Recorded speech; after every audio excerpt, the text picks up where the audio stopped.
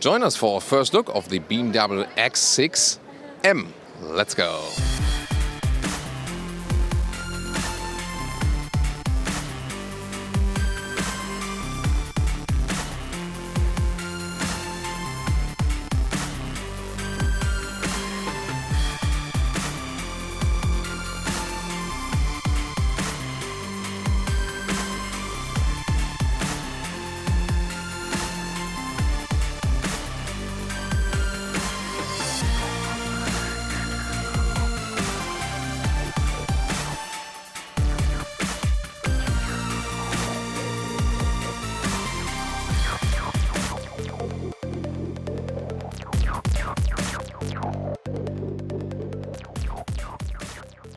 In the front, the X6 M has those vertical black fins in the double kidney.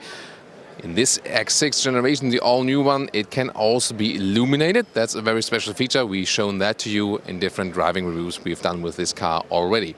Then you can see the daytime running light right there, and LED is standard also for the main headlamp unit. This one, the optional laser light. Here we go with the side profile. Of course, the X6 with this falling roofline. If you compare it to the X5 M, which is also available, then you have aerodynamically optimized side mirrors right there. Very beautiful. All black and black here today, but you can get different colors.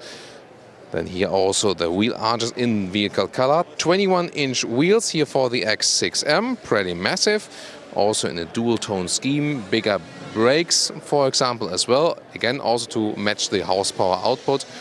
And overall, of course, stronger spoiler design here also in the rear.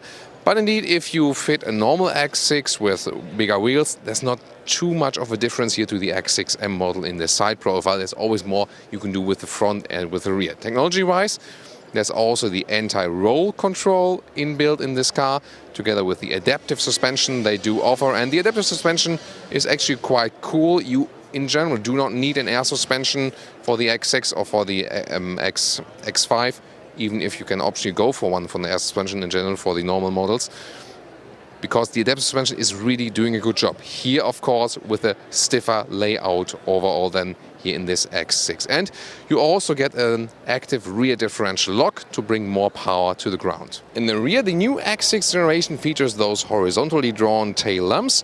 This is really changing the whole style of the car in the rear especially.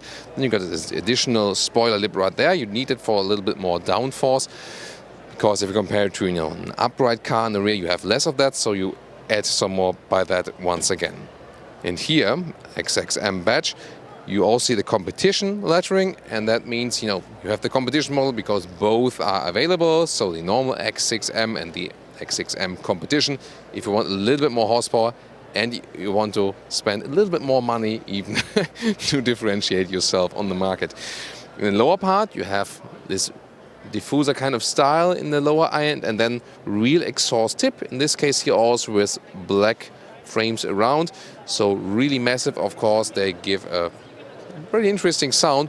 We will soon be able to test that. Of course, we will keep you updated with the driving review. So this car, all about under the hood. And in the X6M, 600 horsepower. In the X6 M Competition, 625 horsepower for this 4.4 liter V8 turbocharged petrol engine. Pretty powerful, of course, and 3.9 seconds, or in the Competition then 3.8 seconds is the acceleration figure to 1 kilometers an hour or 62 miles an hour. And we have already driven this V8 engine here with the M50i, so that already came close. This one even tops it up, and of course everything will be set a little bit sport, a little bit stiffer, and so on and so on. But if you want to get a taste of that already, check out our X6 review of this V8 engine. And soon, of course, then also a review of the true M model. The Competition model also gets a separate entry badge. Yeah, and if you need some performance parts, you can even get special floor mats. That's also in the M50i review of the X6. Check out that. And then special with the steering wheel here, it's the M steering wheel, also can be heated.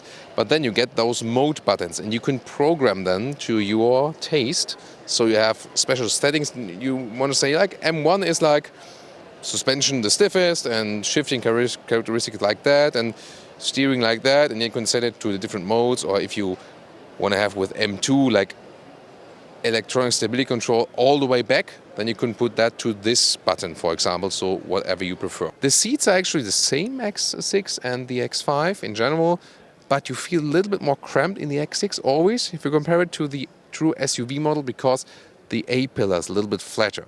Now the interior overview, optional Bose and Vulcan sound system we have inbuilt here, then the carbon fiber inlet, stress the sporty style, also you can see something of the ambient lighting. Then the climate control is still manual here with colder and warmer. Like to be able to control that while driving very easily. Sadly, they use real animal skin also for the top dashboard. So there's no alternative to that in the X6 M or in the X5 M models.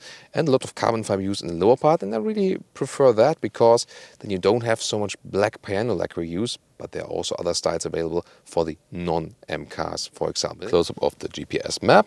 Really cool integration and so responsive, and the GPS routing is really awesome at the moment. My favorite with BMW here at the LA Convention Center. And one more close-up here at the instruments. Again, in this case, for example, they will go counterclockwise with the RPMs on the right side, so it depends on which mode you are actually in. Now let's get here into the rear, and it has a bad package, meaning, considering about 5 meters exterior length, you hardly have any legroom left, especially with those very voluminous sport seats. The height of the trunk is the true difference between X5M and X6M, or general X5, X6.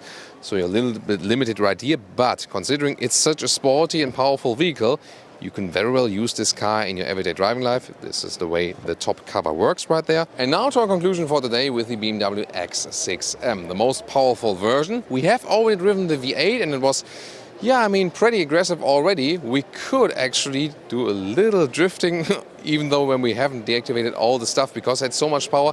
And this car still really has a rear wheel bias. Even more so when you go to those M driving modes, which set the all-wheel drive a little bit more to the rear, even once more. Then in the front, really strong styling. It still works somehow that it doesn't look too much aftermarket-ish. Strong exhaust in the rear. For the interior, you've got those sportier seats, and especially those controls that you have the manual M settings. Sadly, no alternative to animal skin so far. But in general, for all the X6 models, so the product managers really have to work on that. The package is of course not good, as we know from the X6.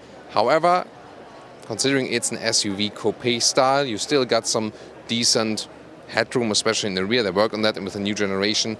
So you got a little bit more space than before, on the cause that their bench falls a little bit backwards. And with a little bit less trunk height, I think you can still live with. So, and if you're interested how it drives, again, check out the M50i review, then you can get somewhat a first glimpse of that. This one here even stronger, and really looking forward how the adaptive M suspension performs, if it's still a good compromise between sportiness and comfort, because people do want to drive this car as their primary vehicle in their everyday driving life. And let's see if that one works out very soon. I hope you enjoyed this review. Also tune into the X5M if you're interested, and again, the driving review we also link in video description and in the comments. And please leave us your comments about this vehicle for today. See you next time.